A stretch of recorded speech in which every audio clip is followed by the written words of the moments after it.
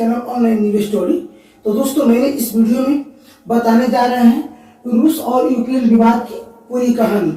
दोस्तों, रूस और यूक्रेन के बीच आखिर विवाद क्यों हुआ और विवाद आज छठा दिन अभी भी थम नहीं रहा है। आखिर इसके पीछे क्या कारण है, क्या वजह है कि रूस और यूक्रेन के बीच आपसी विवाद हो रहा है और विवाद यह विश्व युद्ध की आगाह कर रहा है। आखिर इन दोनों देशों के बीच क्या हुआ, क्या वजह है, क्या रीजन है, इन सारे कारणों को देखेंगे और अंत में ये भी देखेंगे, वीडियो के अंत में ये भी देखेंगे कि रूस और यूक्रेन में कौन कितना ताकतवर है, किसके पास कितनी मिसाइलें, कितनी एयरक्राफ्ट, कितने लड़ाकू विमानें और किसके पास कितना क्षमता है युद्ध को रोक पाने के लिए और युद्ध को लड़ने के लिए, किसके पास कितना हथियार है। इस अंत वीडियो में ये भी देखेंगे। तो दोस्तों, ये वीडियो पे बने रहिएगा, शुरू से अंत तक देखिएगा। वीडियो अच्छा लगे तो लाइक शेयर सब्सक्राइब कर दीजिएगा और बेल आइकन को प्रेस कर दीजिएगा ताकि जब भी मैं कोई वीडियो अपलोड करूं तो इसका नोटिफिकेशन आपके पास पहुंचे। तो चलिए दोस्तों, शुरू करते हैं इस रूस और यूक्रेन के बीच की आपसी विवाद को। तो आइए जानते हैं। देखिए, यहाँ पे रूस और यूक्रेन विवाद की पूरी कहानी। दोस्तों, हम पहले बता देना चाहते हैं कि रूस और यूक्रेन के विवाद की मेन कारण नाटो है। मेन कारण नाटो है। अब देखिए, नाटो क्या है, तो यहाँ पे देखते हैं। नाटो का अर्थ होता है North Atlantic Treaty Organization. NATO का अर्थ होता है नॉर्थ अटलांटिक ट्रीटी ऑर्गेनाइजेशन। यानी कहने के मतलब है कि इसको हिंदी में कहते हैं उत्तरी अटलांटिक संधि संगठन। हिंदी में इसको कहते हैं उत्तरी अटलांटिक संधि संगठन। कह रहे हैं कि नाटो एक प्रकार के संधि संगठन है, एक प्रकार की मतलब संगठन है। और इस संगठन के अंतर्गत जो भी देश आता है इसकी सदस्यता बनता है और सदस्यता ग्रहण करता है। और उस सदस्य की एक भी अगर सदस्य, उस देश की एक भी सदस्य के ऊपर अगर कोई देश हमला करता है, वो तीसों मिलकर उस पर हमला करेगा। इस संगठन को हम नाटो का सदस्य कहते हैं। और यूक्रेन जो है नाटो का सदस्य बनना चाहता है, नाटो का सदस्यता ग्रहण करना चाहता है, जिसकी वजह से रूस उस पर हमला कर रहा है। रूस उसको रोक रहा है, लेकिन यूक्रेन मानने वाला नहीं। यूक्रेन को नाटो का सदस्यता चाहिए। ये विवाद बहुत दिनों से चल रहा है, लेकिन अब यह युद्ध का रूप ले लिया है और युद्ध का रूप लेते लेते अब यह विश्व युद्ध का भी रूप ग्रहण कर लिया है। क्या तीसरा लहर रूस से स्टार्ट करेगा? इन सारी बातों को हम बारी बारी से जानेंगे। तो आप यहाँ पे समझ गए कि नाटो का अर्थ होता है नॉर्थ अटलांटिक ट्रीटी ऑर्गेनाइजेशन, उत्तरी अटलांटिक संधि संगठन। और रहा है कि यह एक सैन्य संगठन है। नाटो जो है सैन्य संगठन है, जिसकी स्थापना 4 अप्रैल 1949 ईस्वी को हुई थी। देखिए, नाटो जो है एक सैन्य संगठन है जिसकी स्थापना 4 अप्रैल 1949 ईस्वी को हुई और जिसका मुख्यालय ब्रुसेल्स के बेल्जियम में स्थित है। जिसका मुख्यालय ब्रुसेल्स के बेल्जियम में स्थित है। कहा जाता है दोस्तों, अभी तक नाटो का 30 देश इसका सदस्य बन चुका है। कितना देश? 30 देश इसका सदस्य बन चुका है नाटो का। तो देखिए, 30 देश, जिसमें यूक्रेन भी अपना सदस्यता हासिल करना चाहता था, इसका सदस्य बनना चाहता था, लेकिन रूस को यह अच्छा नहीं लग रहा था, क्योंकि रूस यूक्रेन का ही एक पार्ट है, एक टुकड़ी है। रूस यूक्रेन से 24 अगस्त 1991 को अलग हुआ था। यूक्रेन रूस से 24 अगस्त 1991 को अलग हुआ था। इन स्वतंत्रता इसे प्राप्त हुई, जिसे 1 दिसंबर 1991 को मान्यता मिली। यानी मान्यता मिली कहने के माने हैं कि यूक्रेन जो है वो रूस का ही एक हिस्सा है। जो 24 अगस्त 1991 को रूस ने यूक्रेन को स्वतंत्रता घोषित कर दिया, जिसे 1 दिसंबर 1991 को मान्यता मिल गई थी, वो आजाद हो गया था। तो ये रूस कहता है कि नहीं, यूक्रेन को कहता है कि नहीं, तुम नाटो का सदस्य नहीं हो सकता है। मतलब नाटो का सदस्य नहीं हो सकता है। ये लाख मनाने के बाद भी यूक्रेन नहीं मानता है। बहुत दिनों से इन लोगों की आपसी बात चल रही थी, लेकिन ये रूस यूक्रेन जो है मानता नहीं है, जिसकी वजह से अंत में रूस क्या किया कि नाटो पे हमला बोल दिया, यानी युद्ध स्टार्ट कर दिया, बमबारी करना स्टार्ट किया ताकि ये रूस मान जाए, यूक्रेन मान जाए। लेकिन यूक्रेन मानने वाला नहीं। अभी तक ये लड़ाई जारी है। आज लड़ाई का 6वां दिन है, लेकिन फिर भी लड़ाई चल रहा है। अंत में ये भी बताएंगे कि आखिर में लड़ाई के पीछे कारण क्या है, वजह क्या है। यूक्रेन को अगर देखा जाए तो रूस के तुलना में कुछ नहीं है, बहुत कम है अगर देखा जाए तो। तो लेकिन ये भी वीडियो के अंत में बताएंगे। तो चलिए आप देखेंगे, आप यहाँ पे जान चुके हैं कि रूस जो यूक्रेन जो है वो 24 अगस्त 1991 ईस्वी को रूस से अलग हुआ था और 1 दिसंबर 1991 को उसे मान्यता मिल गई थी। यहाँ पे देखेंगे रूस का राष्ट्रपति इस समय व्लादिमीर पुतिन है और यूक्रेन की राष्ट्रपति वोलोदिमीर जेलेंस्की है।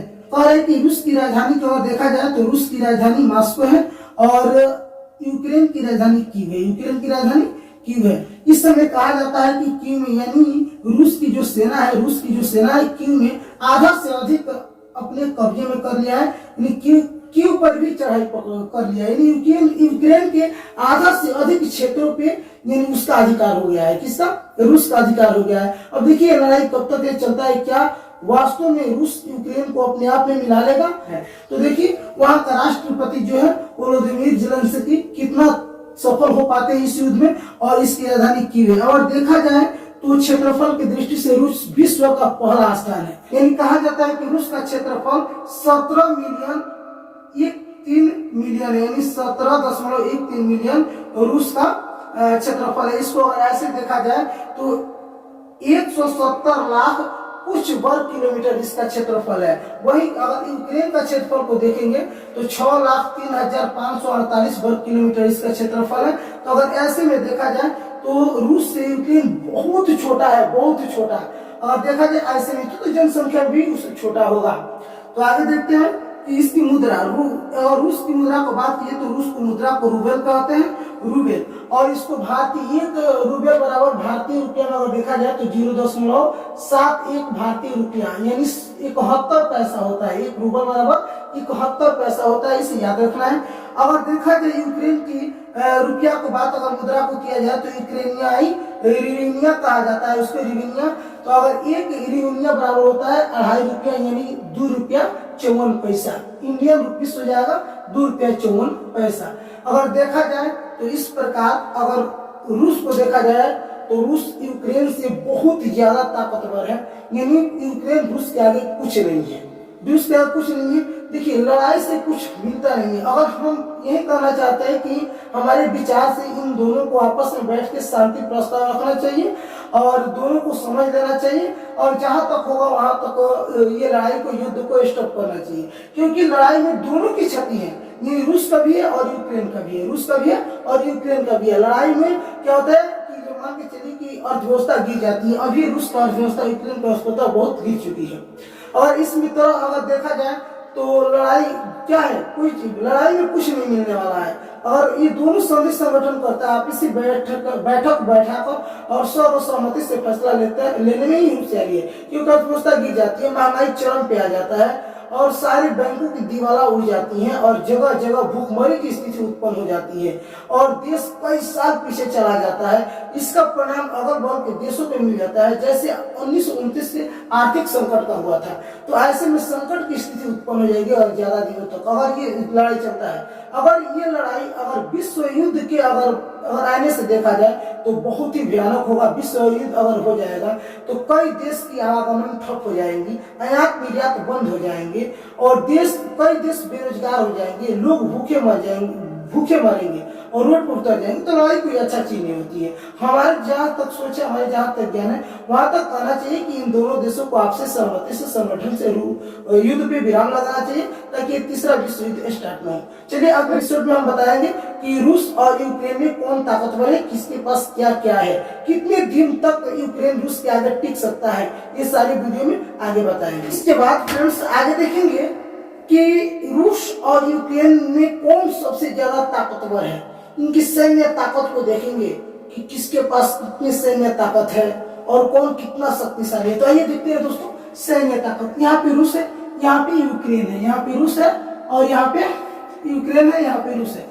तो यहाँ पे देखेंगे, देखिए पहला है सैन्य ताकत में रूस दुनिया के 140 देशों की सूची में दूसरे स्थान पर रहता है। यानी और कहा जाए तो सैन्य ताकत के रूप में और देखा जाए तो रूस दुनिया की 140 देशों में दूसरे स्थान पे आता है, जबकि यूक्रेन 22 नंबर पे है रूस के आगे यूक्रेन की सैन्य ताकत बहुत ही कम है। अगर देखा जाए तो रूस के आगे यूक्रेन की सैन्य ताकत बहुत कम यानी नगण्य के बराबर है।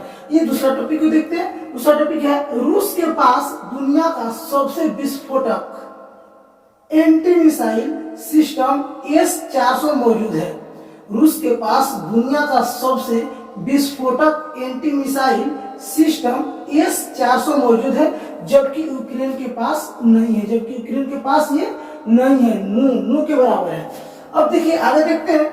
रूस के पास 8.5 लाख सैनिक है। रूस के पास 8.5 लाख सैनिक है, जबकि यूक्रेन के पास सिर्फ 2 लाख सैनिक है। जबकि यूक्रेन के पास सिर्फ 2 लाख। कहा जाता है कि रूस के पास 8.5 लाख सैनिक है, जबकि इसकी तुलना में अगर देखा जाए तो यूक्रेन के पास मात्र 2 लाख है। आगे देखते हैं।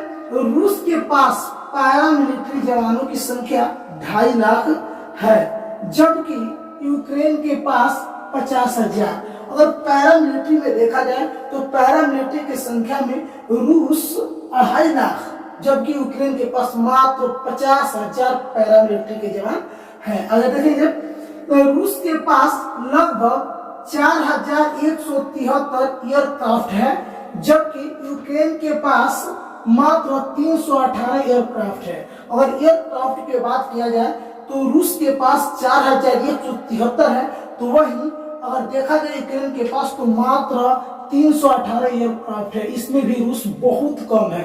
तो देखिए सबसे ज्यादा ताकतवर यहाँ पे रूस साबित होता हुआ आ रहा है। आगे देखते हैं। रूस के पास 722 फाइटर जेट है। 722 फाइटर जेट है। यहाँ पे 722 फाइटर जेट दिखाया गया है, फाइटर जेट है। वहीं जबकि इसके तुलना में अगर यूक्रेन के पास देखा जाए तो सिर्फ 69 है। सिर्फ 69 है। तो अगर देखा जाए तो फाइटर जेट्स के बारे में अगर देखा जाए तो भी यूक्रेन बहुत ही कम है, 69 है। अगर 722 की तुलना में 69 कुछ नहीं है, सबसे कम है। अगर देखेंगे रूस के पास 1543 हेलीकॉप्टर्स है। रूस के पास 1543 हेलीकॉप्टर्स है, जबकि यूक्रेन के पास 112 हेलीकॉप्टर है। रूस के पास 1543 हेलीकॉप्टर है, जबकि यूक्रेन के पास 112। और अगला क्वेश्चन को देखेंगे कि रूस के पास करीब 1218 यानी 1218 एयरपोर्ट्स है, जबकि यूक्रेन के पास सिर्फ 187 एयरपोर्ट्स है।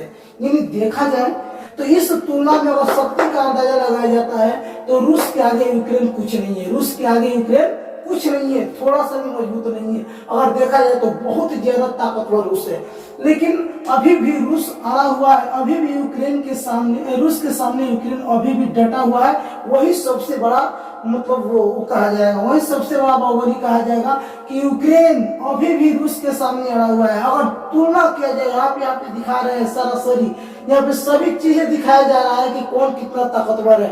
अगर इसकी तुलना करें तो रूस यूक्रेन, अगर दोनों को तुलना किया जाए तो यूक्रेन रूस के आगे कुछ नहीं है। रूस बहुत ज्यादा ताकतवर है, फिर भी अभी तक इस युद्ध में यूक्रेन डटा हुआ है। इसके पीछे कुछ राज है, यानी ये कहां से मिल रहा है, कौन बैक सपोर्ट कर रहा है कि अभी भी यूक्रेन रूस के सामने डटा हुआ है।